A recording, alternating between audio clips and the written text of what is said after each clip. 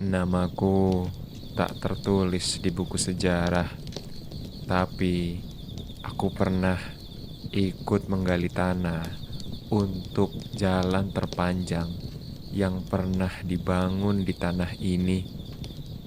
Dari Anyer sampai Panarukan, panjangnya 1000 kilometer lebih, tapi tak ada penanda namaku di sepanjang itu. Kami menggali bukan karena ingin, tapi karena perintah, tanpa tanya, tanpa upah. Malam ini aku ingin bercerita agar kalian tahu jalan itu dibangun bukan dengan batu saja, tapi dengan tubuh. Cerita ini dimulai dengan perintah dan rasa takut. Aku lahir di Anyer, di sebuah dusun kecil tak jauh dari pantai. Kami hidup dari laut dan ladang. Ayahku seorang petani, ibuku kadang membantu nelayan menyiangi jala. Hari-hari kami sederhana, bangun sebelum matahari, turun ke kebun, menanam, membersihkan, menunggu hujan, atau ke laut membawa jala, menantang ombak, pulang saat langit merah. Kami tak mengenal banyak orang dari luar. Tak ada jalan besar ke desa kami. Yang kami tahu hanya jalan setapak dari batu dan tanah. Kalau ke pasar, kami menempuhnya bisa berjam-jam. Kadang lewat sawah, kadang menyeberangi sungai. Di desa, suara paling tinggi adalah suara kepala. Ia yang membaca titah dan kabupaten. Tapi itu pun jarang.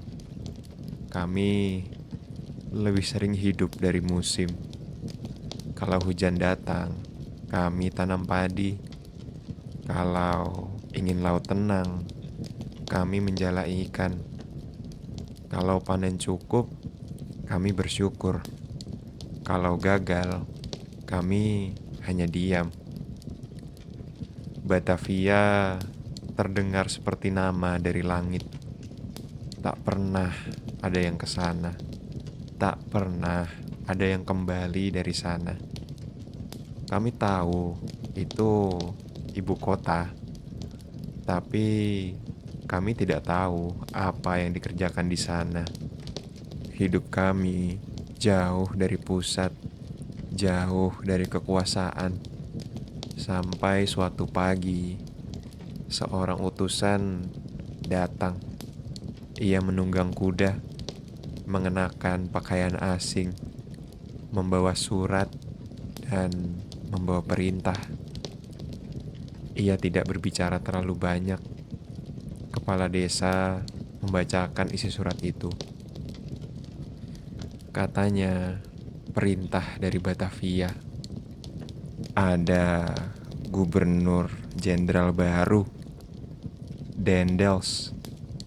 Ia memerintahkan pembangunan jalan dari Anyar hingga Panarukan.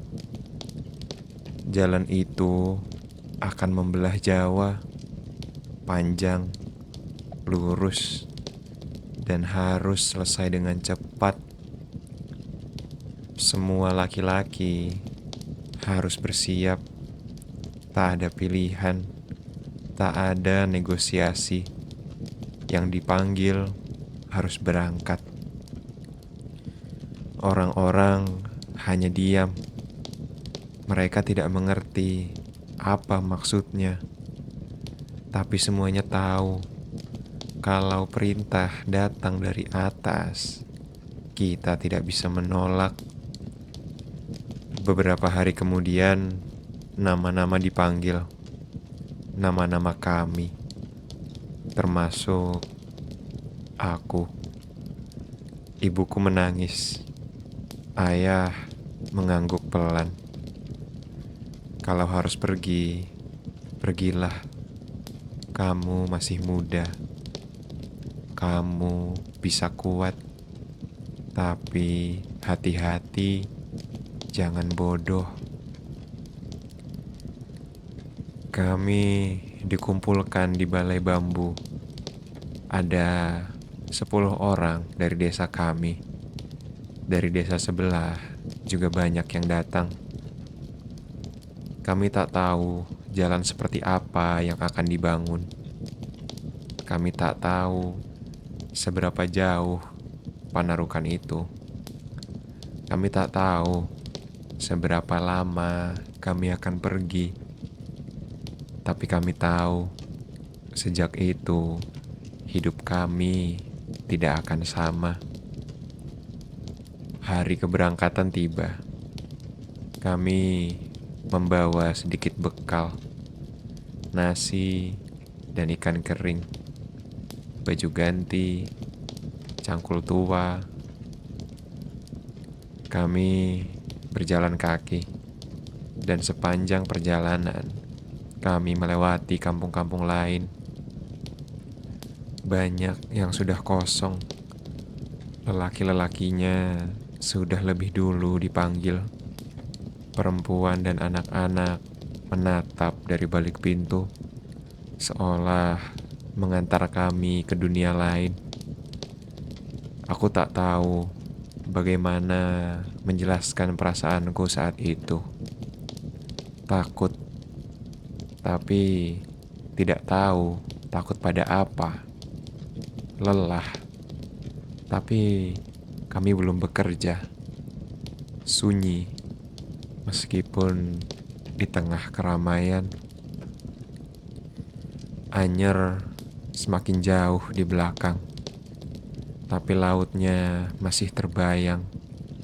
Airnya jernih, langitnya bersih. Batu-batu di pantainya mengkilap saat pagi. Sekarang yang ada hanya tanah dan perintah. Sesampainya sampai di titik kumpul. Sesampainya di titik kumpul, kami dicatat ulang. Mandor membaca nama-nama kami. Terkadang salah ucap, tapi tak ada yang protes. Bagi mereka, kami hanya angka, satu regu, satu baris. Beberapa pekerja sudah mulai kerja lebih dulu. Kami melihat tanah dibuka, pohon ditebang, batu dikumpulkan. Tak ada alat berat, hanya tangan, punggung, cangkul, dan cambuk. Kepala regu menjelaskan aturan. Setiap regu harus bekerja tanpa henti, makan 2 kali, tidur di tanah. Kalau lambat, akan dihukum. Kalau sakit, tetap bekerja. Kalau mati, diganti. Tak ada bayaran, karena ini kerja wajib. Kami diminta anggap ini sebagai bakti pada negeri. Tapi negeri itu bukan milik kami. Ia milik orang-orang dari Batavia. Orang-orang yang tak kami lihat wajahnya. Beberapa hari setelah mulai, rasa lelah mulai datang. Beberapa orang tumbang. 1 orang dari desaku muntah darah.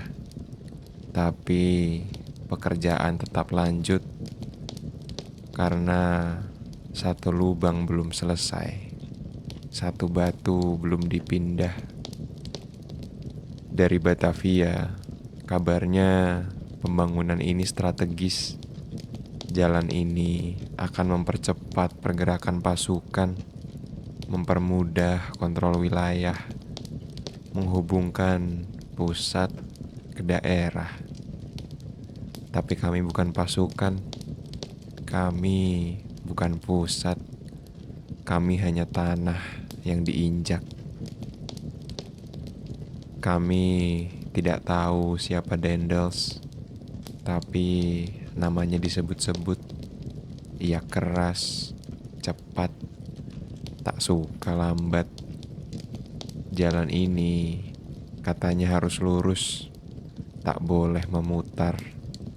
Gunung dipotong, sungai diseberangi, desa digeser, dan kami harus ikut arah garis lurus itu.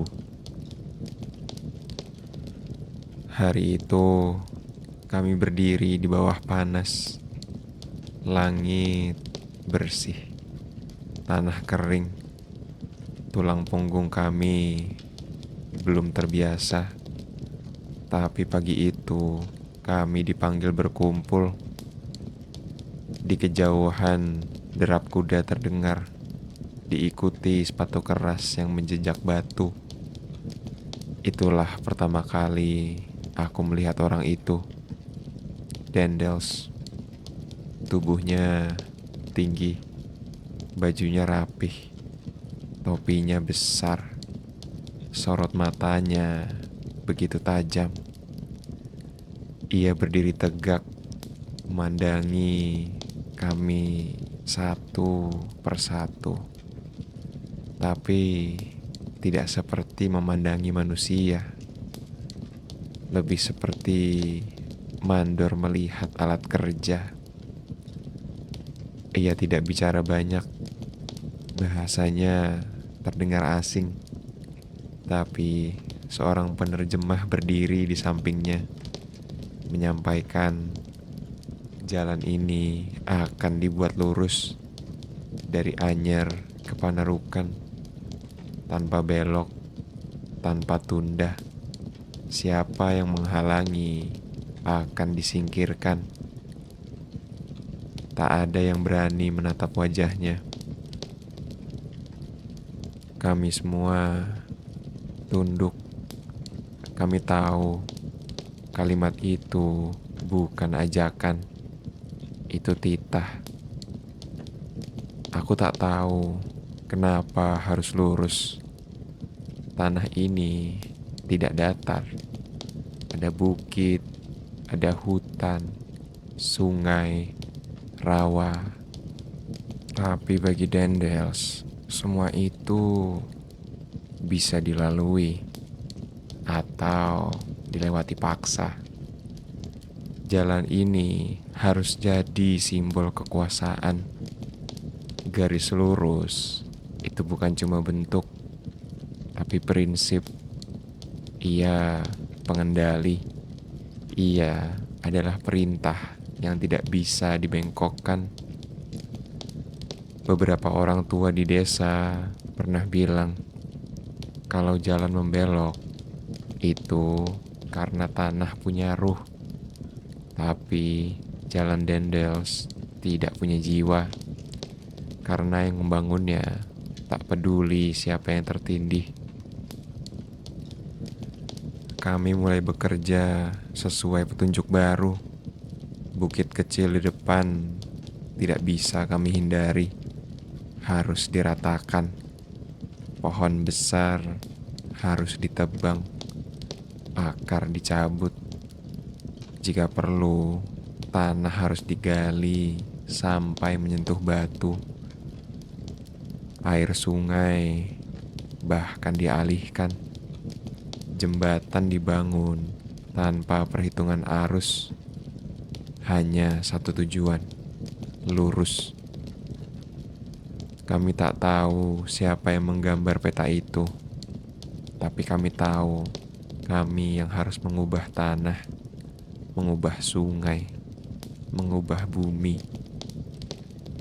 Hari-hari menjadi lebih berat karena kerja bukan lagi sekedar membangun, tapi melawan alam. Dan alam tidak mudah dilawan.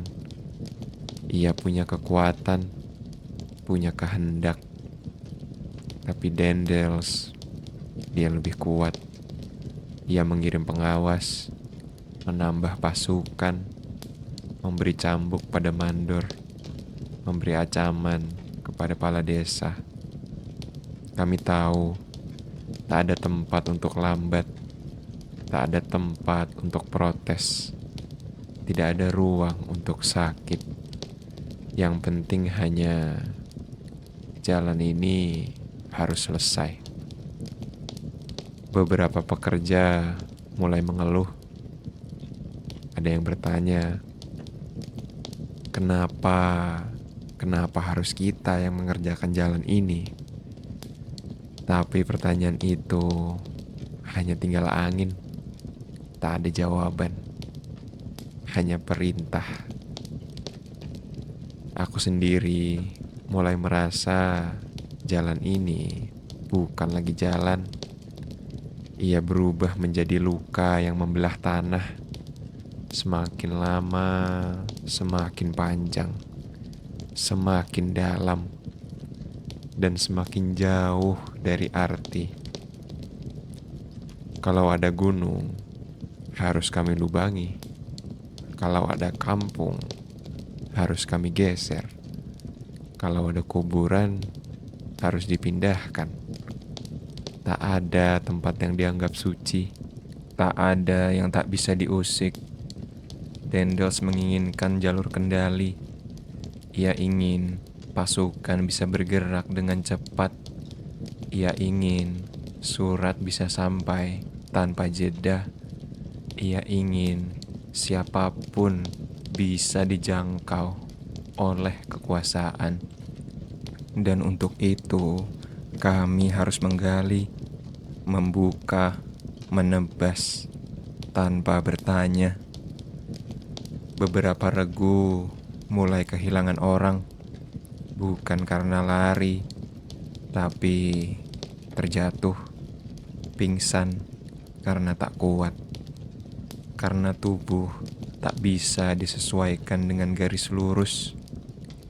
Tapi jalan itu terus maju, bersama kematian, bersama ketakutan, bersama pengabaian. Di malam hari, aku sering menatap langit, berharap ada sesuatu yang lebih tinggi daripada garis itu. Tapi langit pun diam, seperti tanah, seperti semua orang di sekitarku. Pagi itu, kami mulai bekerja. Tak ada aba-aba, tak ada pengarahan, hanya teriakan dari mandor dan gerak serentak tubuh-tubuh yang lelah. Kami diberi cangkul, beberapa membawa alat dari rumah. Ada yang patah gagangnya, ada yang tumpul, tapi hanya itu yang kami punya. Tak ada gerobak, tak ada alat berat. Kami bekerja dengan tangan, kaki, dan punggung. Jalan yang harus dibuka masih tanah dan semak. Kami harus menebasnya, membuka jalur, menyingkirkan batu, menebang pohon, mengiring rawa. Di depanku ada tanah merah, keras, penuh dengan akar. Aku mulai menggali. 1 ayunan, 2 ayunan, 3 ayunan, tanpa suara, hanya napas yang berat. Tanah tidak pernah mengalah. Kami bukan ahli, kami hanya petani dan nelayan. Kami tak tahu bagaimana cara membangun jalan, tapi kami dipaksa untuk bisa. Mandor lewat membawa cambuk. ia bicara dengan keras. Kadang tidak kami pahami, tapi maksudnya jelas. Kerja dengan cepat. Panas mulai naik, keringat kami menetes ke tanah. Tapi tak ada waktu untuk mengelap wajah. Tak ada waktu untuk beristirahat terlalu lama. Karena jalan ini harus jadi. Beberapa orang mulai kelelahan. Tangan mereka melepuh. Kaki mereka luka. Tapi kerja tidak berhenti. Di sisi lain, regu lain sudah mulai menata batu. Mereka menyusun lapisan dasar jalan. Batu kecil ditabur, lalu diinjak. Tak ada ukuran, tak ada aturan teknis. Jalan ini dibangun dengan paksaan, dengan tekanan, dengan rasa takut. Kalau tanah terlalu becek, kami diperintahkan mengalirkan air, menggali parit, membuat saluran, buka jalur. Semua dilakukan tanpa pelatihan. Ada yang berkata, kalau jalan ini gagal, kita yang disalahkan. Tapi kami tak bisa menolak, karena menolak berarti dihukum, dan hukuman lebih dari sakit. Waktu istirahat telah tiba, hanya sebentar. Kami makan di bawah pohon. Nasi sudah dingin, ikan sudah kering. Tapi kami tetap makan, karena esok masih ada. Batu masih banyak. Garis ini belum selesai. Beberapa hari telah berlalu. Kami mulai terbiasa. Bukan karena nyaman, tapi karena terpaksa. Tubuh kami belajar. Tangan kami mengeras. Punggung kami menunduk lebih cepat. Mata kami menatap lebih dalam. Di sela-sela kerja, kami mendengar cerita tentang regu di daerah lain. Ada yang pingsan, ada yang mati, ada yang melarikan diri. Tapi semua itu hanya menjadi bisikan. Tak ada yang benar-benar tahu. Tak ada yang berani membuktikan. Mandor kami tidak banyak bicara. Ia hanya memberi perintah. Ia pun takut pada pengawas Belanda. Karena jika jalan ini lambat, semua akan disalahkan. Bukan mereka di Batavia, tapi kami yang di tanah. Setiap hari kami bekerja. Dari matahari naik sampai matahari turun. Kadang malam pun kami dipaksa lanjut dengan obor, dengan cahaya yang remang. Malam pertama kami tidur di tanah, beralas daun, beratapkan langit. Nyamuk menggigit, angin pun kencang. Tapi kami tetap tidur, karena tubuh pun tak sanggup untuk berjaga. Aku sering bermimpi tentang rumah, laut, atau suara ibu. Tapi setiap pagi, suara cambuk membangunkan kami. Dan kami kembali pada batu, dan tanah, dan garis lurus itu. Hari-hari terus berlalu. Tanah terus kami gali. Batu terus kami susun. Tapi tak ada yang bertanya, untuk siapa semua ini? Kami tahu jalan ini bukan untuk kami. Kami tak pernah memintanya. Kami tak pernah mengusulkannya. Kami hanya diperintah tanpa tahu kenapa. Kadang aku berhenti sebentar, memandang jejak panjang yang kami buka, lurus, panjang, dan kosong. Tak ada pasar di ujung, tak ada ladang di sampingnya, tak ada rumah yang menyambut. Aku berpikir, siapa yang akan lewat sini? Kami? Tidak. Kami hanya membangun, tapi tidak akan memakainya.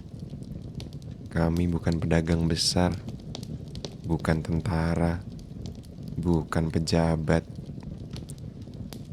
Dari mandor, kami mendengar kabar. Jalan ini dibangun untuk pasukan.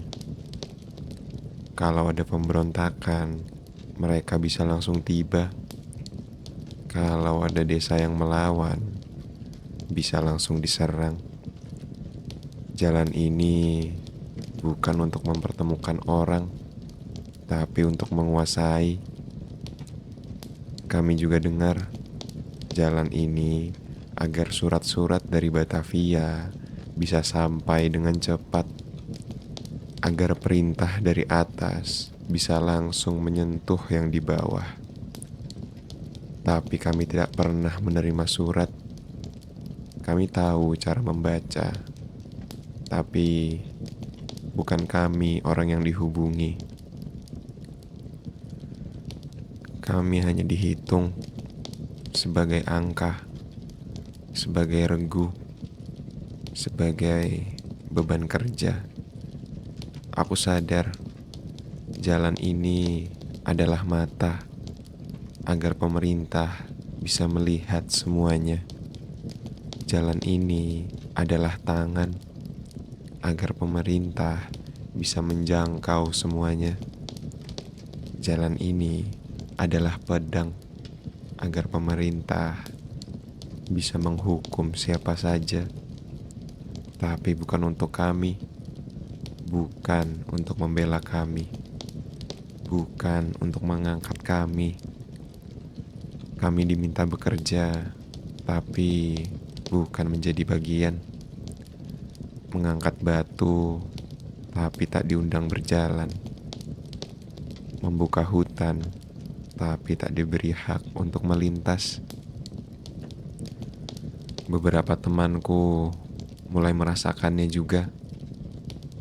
Jalan ini bukan milik kita. Kita cuma tanah yang dibelah.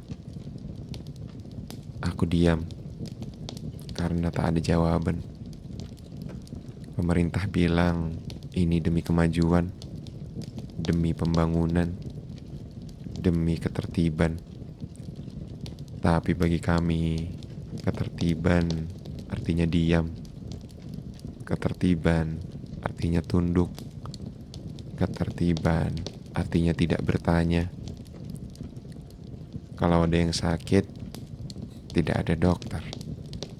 Kalau ada yang mati, tidak ada upacara.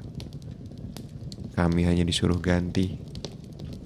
Regu harus tetap lengkap. Kerja harus tetap jalan. Suatu sore, lewatlah sebuah kereta. Bersih, cepat. Di atasnya, orang-orang berpakaian rapi. Mereka tidak melihat ke arah kami, seolah kami bukan bagian dari pemandangan. Mereka tertawa, saling bicara, saling tunjuk arah. Tapi tidak satu pun menoleh ke arah kami. Orang-orang yang membuat jalur itu bisa dilewati. Aku tahu, begitulah cara dunia dibangun. Ada yang berada di atas, ada yang bekerja di bawah. Ada yang diperhitungkan, ada yang dilupakan. Dan jalan ini dengan semua panjang dan lurusnya hanya satu lambang. Kami ada di bawah. Kami tidak sendiri. Setiap hari, regu baru berdatangan dari desa-desa yang belum pernah kami dengar, dari tanah tinggi, dari pesisir, dari pedalaman. Mereka datang dengan wajah yang lelah, dengan mata bingung, dengan langkah yang berat. Kami semua diberi nomor, regu 1, regu 2, regu 3. Nama kami tidak penting. Yang penting jumlah, yang penting cepat.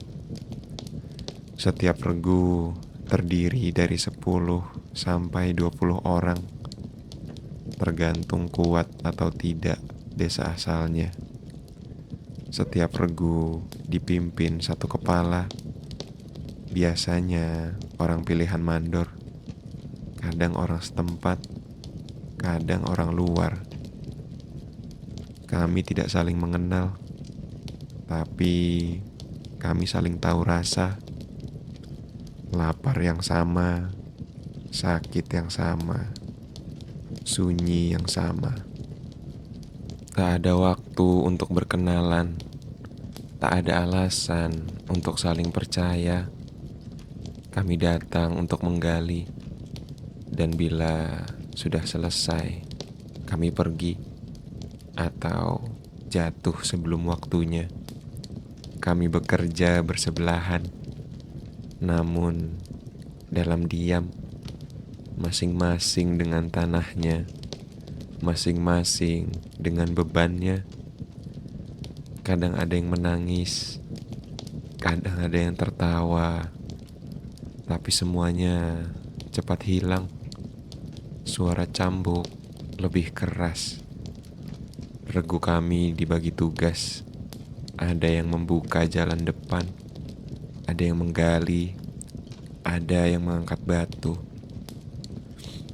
Yang lambat diganti, yang sakit ditarik keluar, yang mati diganti tanpa kata. Kadang ada regu yang tak kembali. Kami dengar mereka dikirim ke daerah yang lebih berat.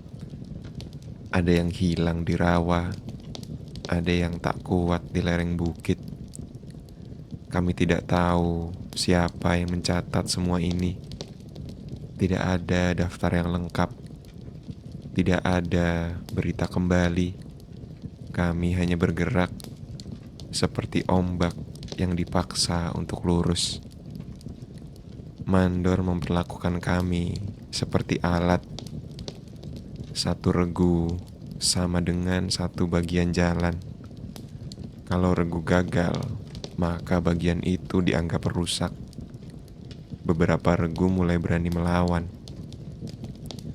Bukan dengan suara, tapi dengan lambat, dengan pura-pura sakit, dengan duduk lebih lama saat istirahat. Tapi tak ada yang benar-benar berhenti. Karena berhenti berarti dihukum atau dihapus.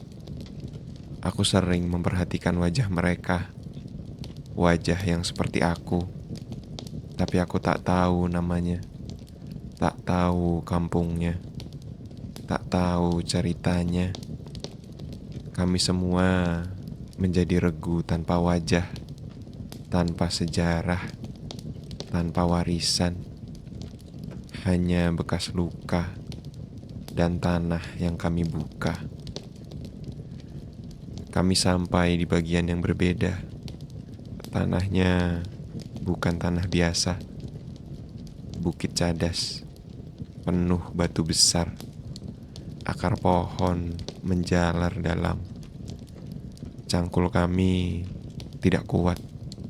Tangan kami mulai menyerah. Tapi mandor tetap bicara. Lanjut, buka, ratakan. Aku mencoba memukul tanah itu, tapi batu yang ketemui tidak bergerak, seolah menantang, seolah berkata, "Kalian bukan yang pertama mencoba menaklukkan aku." Kami mulai menggali di pinggir bukit, tapi terjadi longsor.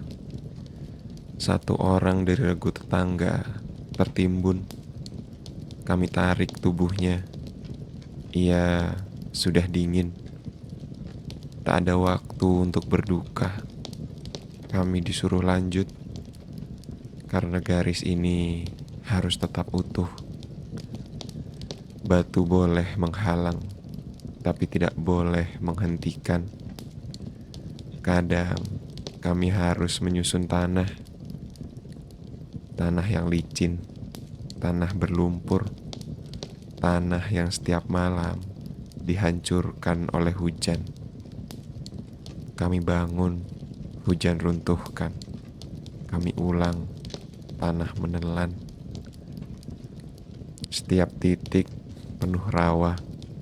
Kami harus membuat jalan di atas air. Kami timbun, tapi kaki kami tenggelam. Lumpur sampai lutut, kadang sampai pinggang.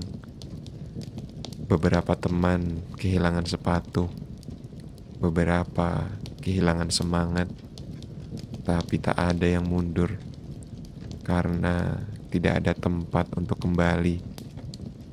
Aku mulai sadar, tanah ini tidak ingin dibuka. Ia menolak, ia melawan. Dengan hujan, dengan batu, dengan akar, dengan lumpur. Tapi Dendels tidak peduli.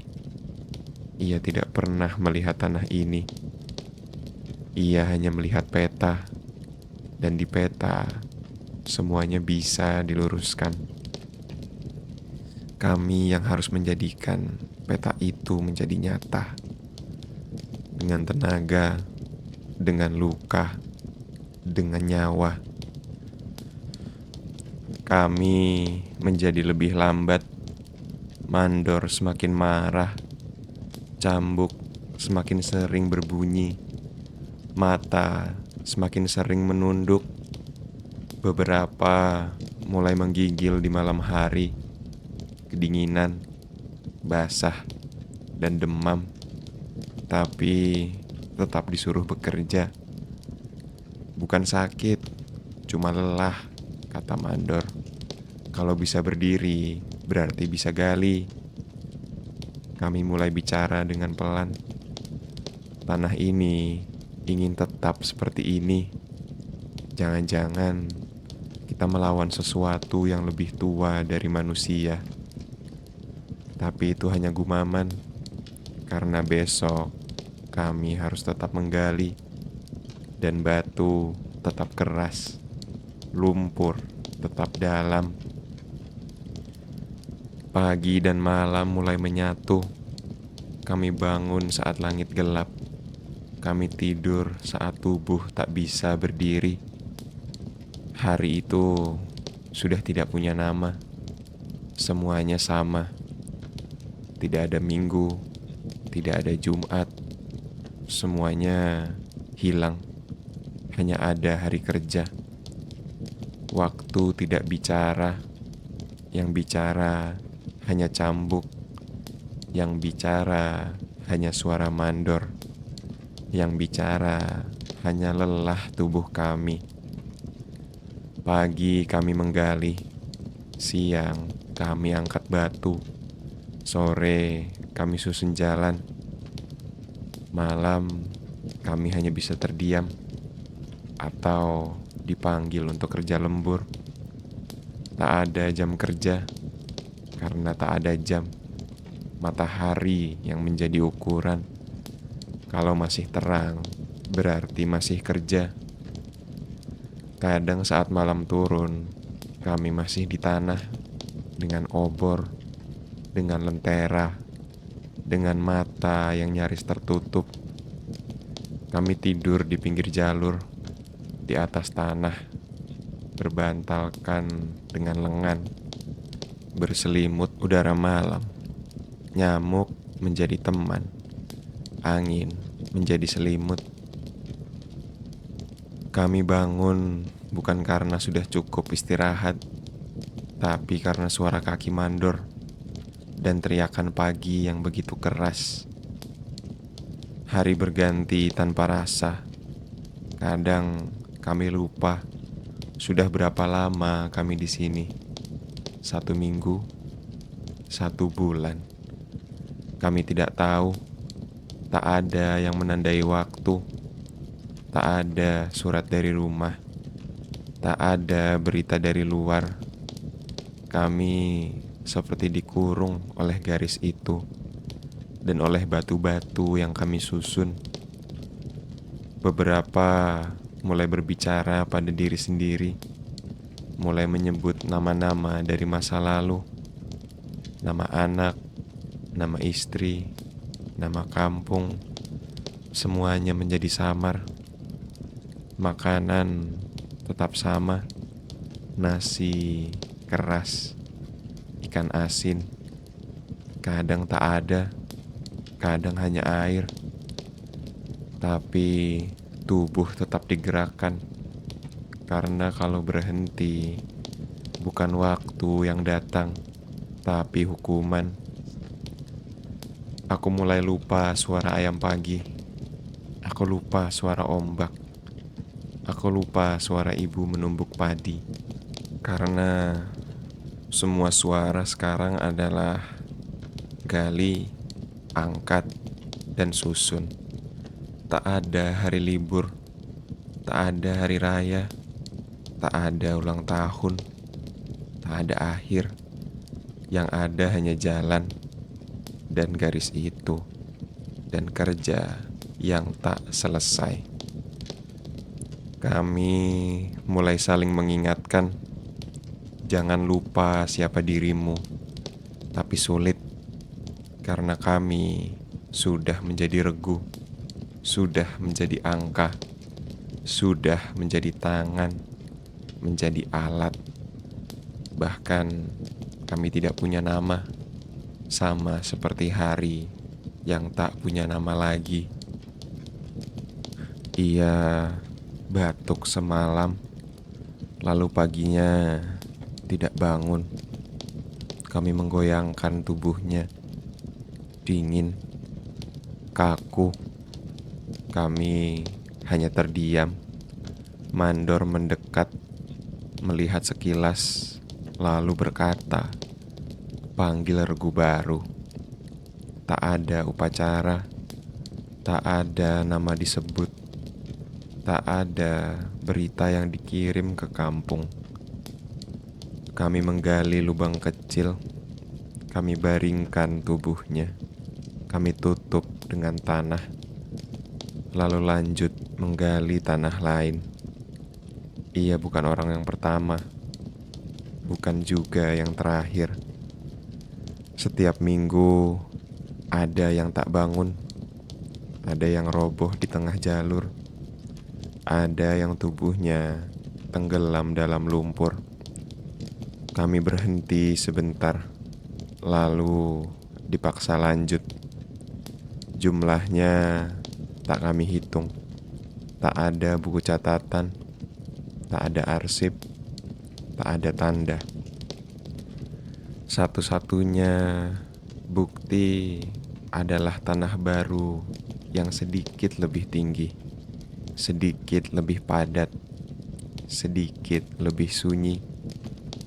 Penyebabnya macam-macam: demam, infeksi, kelaparan, tertimpa pohon, tertimpa batu. Ada yang sengaja menjatuhkan diri, ada yang diam-diam pergi malam hari dan tak pernah kembali. Kami tidak tahu kemana, mungkin ke sungai, mungkin ke hutan, mungkin ke langit.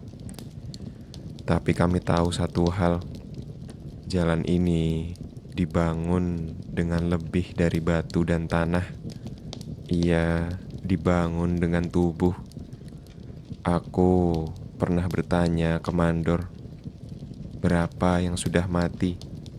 Ia tidak menjawab, hanya menatapku, lalu pergi. Mungkin ia pun tak tahu. Mungkin ia tidak peduli, karena yang mati hanya regu, bukan nama. Ada rumor, pemerintah tahu jumlahnya, tapi tak pernah diumumkan. Karena jika diumumkan, mereka harus menjawab. Tapi jalan terus dibuka, dan yang mati tetap diganti. Kami mulai mengenali wajah yang lelah, wajah yang hampir habis, wajah yang sebentar lagi akan hilang.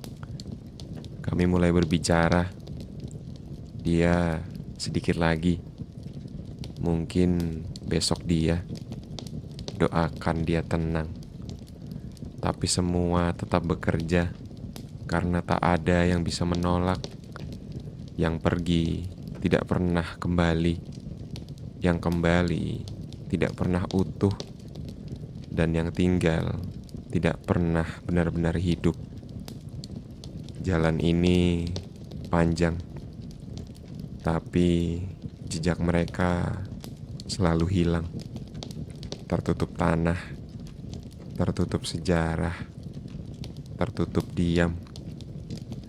Kami hanya bisa menyebut mereka dalam bisik, dalam tidur, dalam doa yang tak bersuara. Saat kami datang, hutan itu masih berdiri. Pohon menjulang, akar kuat mencengkram tanah. Daun-daunnya menutup langit. Burung bersuara, kijang berlari di kejauhan. Kami hanya berdiri dan menghela napas, karena kami tahu semua itu akan lenyap. Kami membawa kapak, membawa gergaji. Kami tidak datang sebagai tamu. Kami datang sebagai pembuka jalur. Satu demi satu pohon tumbang dengan suara keras, getaran tanah, dengan bayangan yang mulai hilang. Tanah yang dulu lembab kini menjadi kering. Akar yang dulu menahan air hilang. Hujan datang, lumpur pun menyerbu. Tanah menjadi licin, tanah menjadi terbuka. Kami harus membuat jalur yang lurus. Kami meratakan bukit kecil. Kami potong lembah. Kami isi rawa. Alam berubah dengan cepat, tapi bukan ke arah yang baik. Burung sudah tak terdengar lagi. Hewan tidak muncul. Angin menjadi lebih panas. Matahari menyengat dengan panas. Kami lihat air mulai surut di sungai. Kami lihat longsor mulai mudah terjadi. Kami lihat ladang di sekitar sudah mulai kering. Tapi semua itu bukan urusan kami, karena kami disuruh bekerja, bukan berpikir. Suatu malam, salah satu dari kami berbisik, "Tanah ini sedang sekarat." Aku tahu ia benar, tapi kami tidak bisa menghentikan. Jalur harus selesai, garis harus lurus, tak boleh belok, meski harus menembus bukit yang tua. Setelah jalur selesai, kami pernah melewati kembali daerah itu. Tak ada yang sama. Pohon tidak tumbuh lagi. Rumput hanya sedikit. Tanahnya retak, airnya keruh. Kami duduk sejenak, memandang sepi. Tak ada suara, tak ada nyawa. Dulu di sini hijau, yang lain hanya terdiam karena tak tahu harus berkata apa. Kami tahu tanah ini tidak akan pulih, tak akan kembali seperti dulu, karena akar sudah pergi, air sudah surut, dan langit tak lagi teduh. Kami tinggalkan jalur itu, tapi jejaknya tidak akan hilang. Jejak luka, jejak penebasan. Dan di hati kami tertinggal satu kesadaran. Kami tidak hanya membangun jalan, kami juga membuka luka. Hari itu aku menerima sesuatu. Kertas yang tipis, lipatannya banyak, warnanya kusam. Aku tahu itu dari rumah. Kupeluk surat itu sebelum kubuka. Tanganku gemetar. Ini suara dari tempat yang hampir kulupakan. Tempat di mana namaku masih disebut, di mana aku masih dikenal. Aku membaca perlahan. Ini tulisan adikku. Ia bilang, ibu sering duduk di depan pintu menunggu suara langkahmu. Ia tidak tahu kamu di mana. Ibu mengatakan anakku belum pulang. Ia menunduk, air matanya terjatuh. Tidak ada yang bertanya tentang jalan yang kubangun. Semua hanya tanya, kamu di mana? Apakah kamu masih hidup? Surat itu juga bercerita, ada 2 tetangga yang belum kembali. Satu dari regu kami, satu dari regu lain. Rumahnya kosong sekarang. Istrinya pindah ke rumah orang tuanya. Anaknya masih bertanya tiap pagi, ayah kemana? Tak ada yang bisa menjawab. Dari kampung lain, kabar serupa datang. Orang-orang berpergian namun tidak pulang. Dan yang tinggal hanya bisa menunggu. Menunggu kabar, menunggu suara, menunggu namanya disebut lagi. Tapi tak semuanya mendapat surat. Banyak yang tidak tahu keluarganya masih ada atau tidak. Banyak yang tidak tahu apakah rumahnya masih berdiri atau sudah dijual. Karena waktu terlalu panjang dan jalan ini terlalu jauh. Seorang temanku dari Cirebon, ia mengatakan, sebelum berangkat, istriku sempat memelukku erat. Ia bilang, jangan lupa pulang. Tapi sekarang, ia bahkan lupa ini sudah bulan keberapa. Kami saling berbagi cerita tentang kampung, tentang anak, tentang sawah yang belum sempat dipanen. Dan kami saling diam setelah itu, karena kami tahu kami bisa jadi yang berikutnya, yang tak kembali, yang hanya tinggal nama. Kadang aku berpikir, apakah benar jalan ini untuk negeri? Kalau benar, kenapa kami harus hilang untuk membangunnya?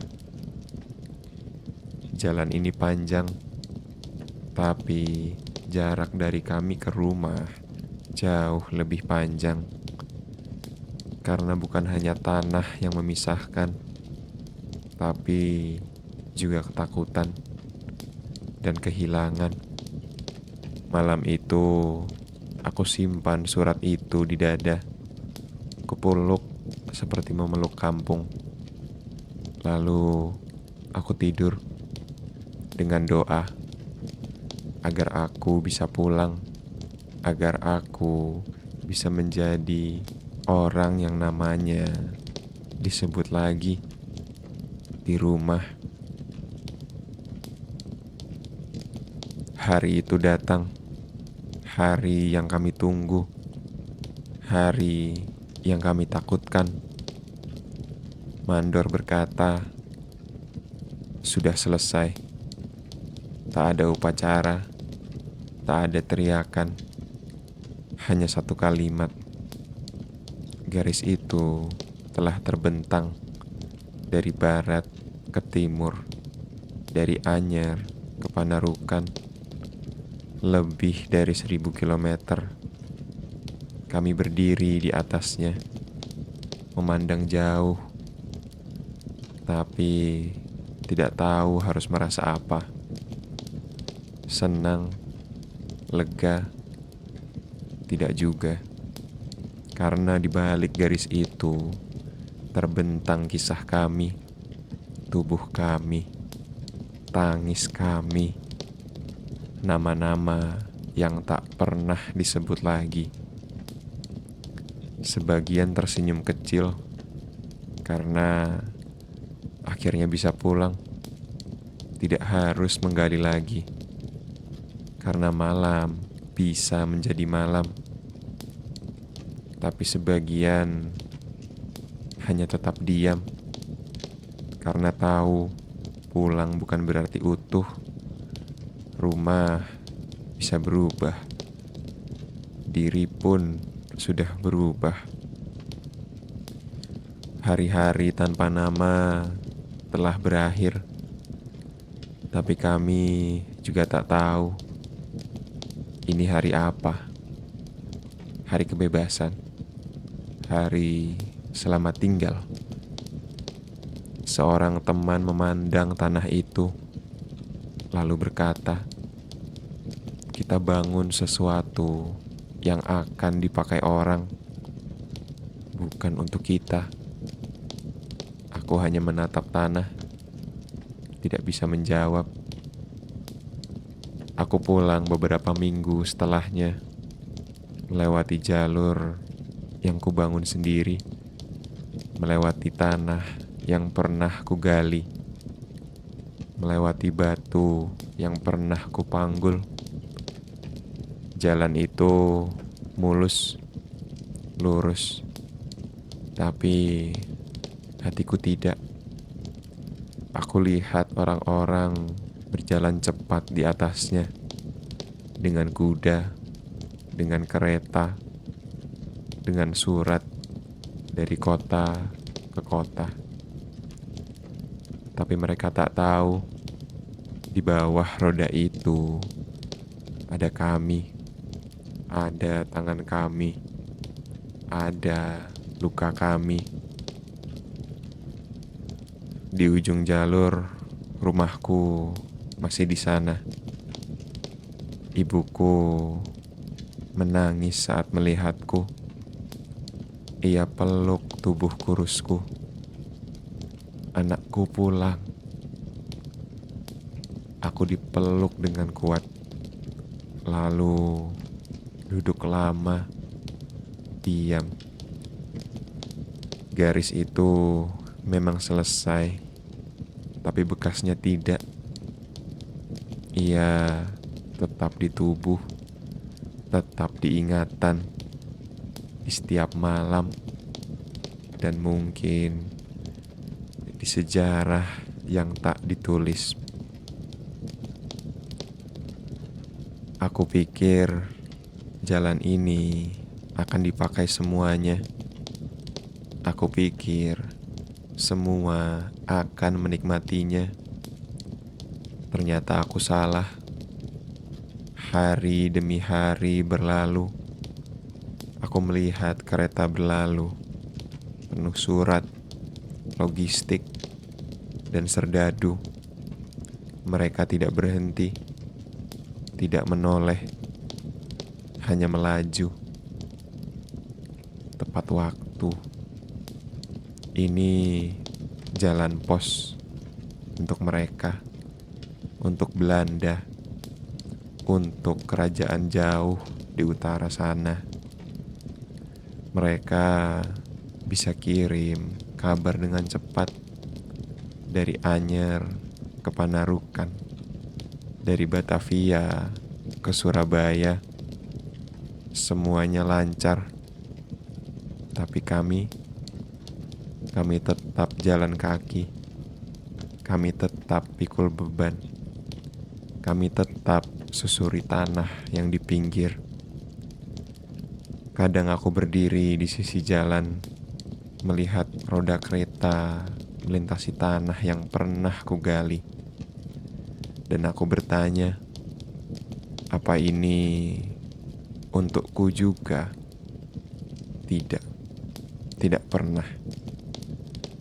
Jalan ini terlalu mahal untuk kami.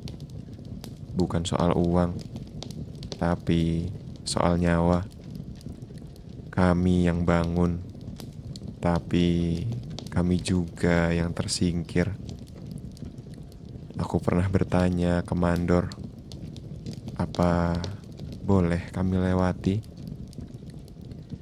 Ia menjawab, jalan ini bukan untuk itu.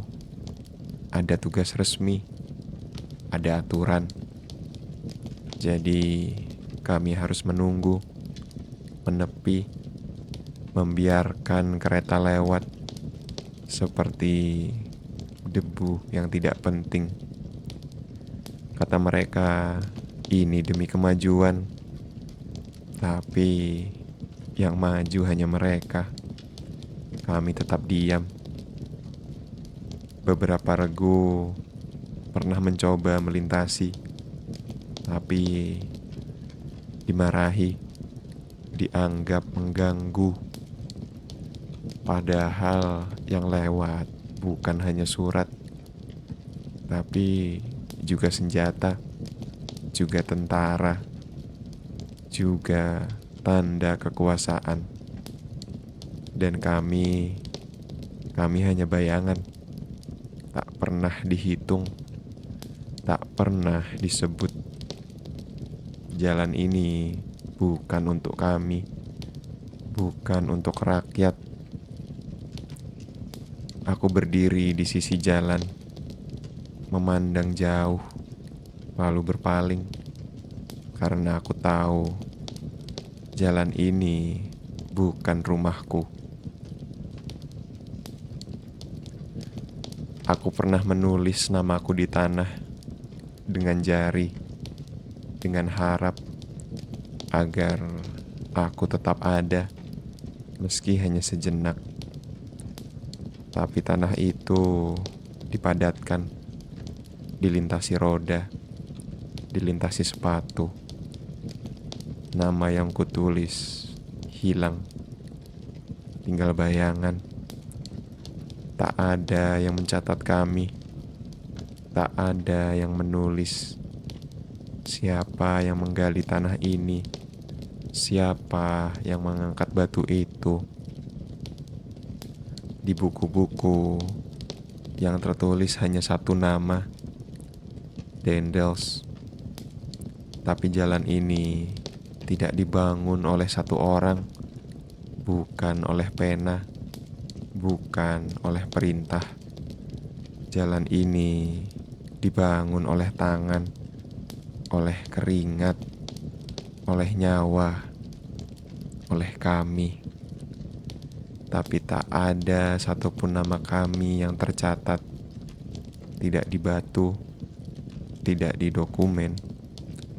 Kami hanya disebut sebagai pekerja, Rodi, tanpa nama, tanpa wajah.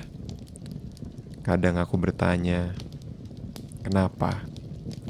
Apakah kami tidak penting? Apakah karena kami hanya rakyat?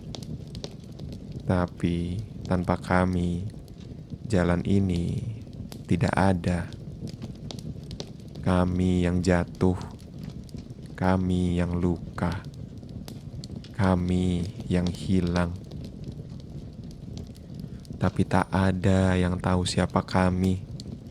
Tidak ada yang ingat. Aku pernah mencoba menulis di lembar bekas. Ku catat nama-nama teman yang mati, yang hilang, yang pulang, tapi tak utuh. Kertas itu basah oleh hujan. Huruf-hurufnya luntur. Dan satu-satu kulupakan juga. Malam itu, aku duduk di sisi jalan. Kupandangi batu yang kupasang dulu. Aku bertanya, adakah yang tahu siapa aku?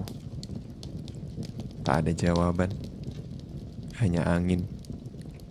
Tapi aku tahu, meski tak tertulis, kami ada.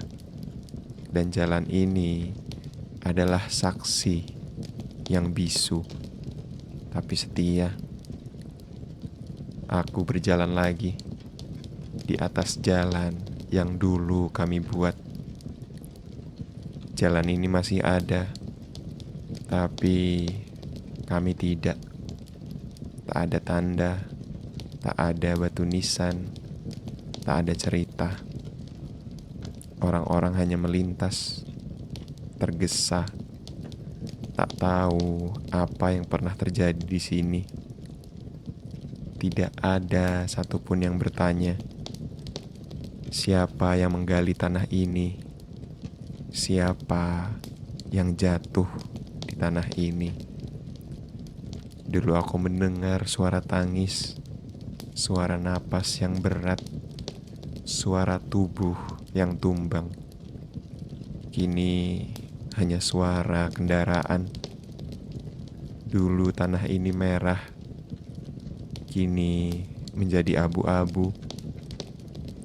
Dulu jalan ini basah oleh peluh, kini jalan ini kering oleh lupa. Anak-anak bermain di tepi jalan, tertawa, berlarian, tanpa tahu ini kuburan hidup.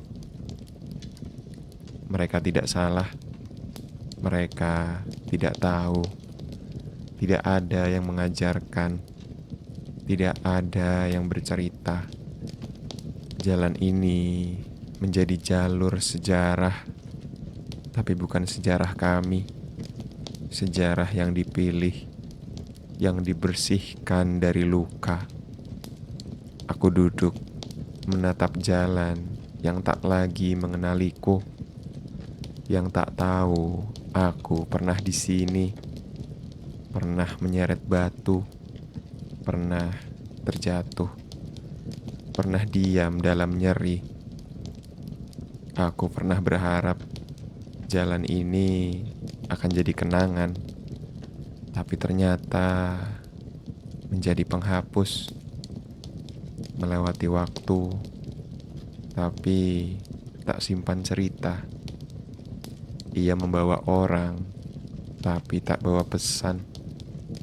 Dan aku hanya tinggal bisikan dalam angin yang tak pernah didengar.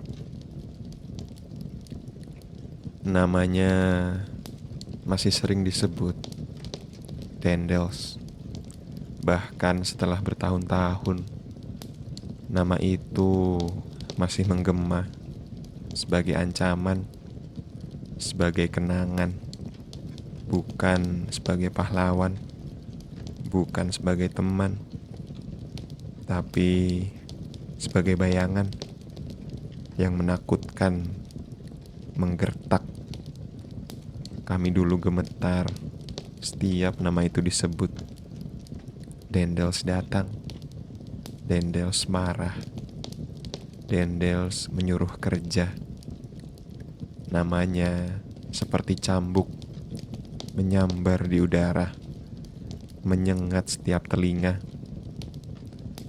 Orang tua menakuti anak-anak dengan namanya, seperti hantu, tapi nyata. Ia tak pernah menyentuh kami secara langsung, tapi perintahnya menyiksa kami. Ia tak perlu hadir, tapi rasa takutnya melekat. Aku ingat sosoknya, tegak, tegas, dingin. Bicaranya pendek, tanpa senyum. Kami tak tahu apa yang ia pikirkan, tapi kami tahu kami harus tunduk. Ia datang dan pergi, tapi rasa takut itu tetap tinggal, seperti bayangan yang selalu mengikuti. Bahkan saat matahari sudah tenggelam, di pasar, di rumah, di ladang, kami tetap membicarakannya. Ia menjadi legenda, tapi bukan legenda kebanggaan. Ia legenda luka. Kini orang menyebutnya dalam buku dengan gelar, dengan penghargaan. Tapi kami menyebutnya dengan sunyi, dengan ngeri. Ia simbol, bukan manusia. Simbol kekuasaan, simbol paksaan. Namanya melekat pada jalan ini, jalan yang ia perintah, jalan yang kami bangun dengan darah. Kami tak punya patung, tak punya nisan, tapi ia punya prasasti, dan aku hanya punya bayangan. Aku duduk di pinggir jalan, jalan yang dulu kubangun, dengan tangan yang kasar, dengan kaki yang luka. Hari ini jalan itu ramai, dilalui truk, dilintasi motor, disambung dengan kabel. Tak ada yang tahu apa yang tertanam di bawah aspal itu. Air mata, tulang, dan cerita. Tapi jalan itu tetap panjang, terus membelah pulau dari barat ke timur. Katanya jalan ini menyambungkan kota. Katanya jalan ini jalur utama. Aku melihatnya, melihat warisan itu, bukan dari kejayaan, tapi dari penderitaan. Mereka menyebutnya jalan Dendels. Aku menyebutnya jalan kami, jalan para pekerja yang tak dikenal, yang tak disebut. Di buku pelajaran, nama jalannya tertulis, tapi tak ada nama kami di sana. Tapi aku tahu, setiap batu di jalan itu pernah menyerap keringat kami. Setiap lekuknya pernah disusun dengan darah kami. Kini jalan itu diperlebar, diperhalus, diperbarui. Tapi fondasinya tetap sama, dibangun dari kerja paksa, dari sunyi. Aku tidak membenci jalan ini. Aku hanya ingin dikenang. Bukan aku saja, tapi mereka yang hilang, yang tinggal dalam tanah. Jalan ini panjang, seperti ingatan kami yang tak selesai, tak putus, tak bisa dilupakan.